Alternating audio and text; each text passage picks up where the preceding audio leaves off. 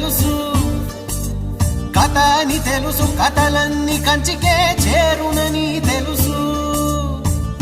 తెలుసు తెర తొలుగుతుందని, తెలుసు తెల్లారుతుందని, తెలుసు ఈ కట్టె పుట్టుకుమంటదని, తెలుసు ఈ మట్టి మట్టిలో కలిసిపోతదని.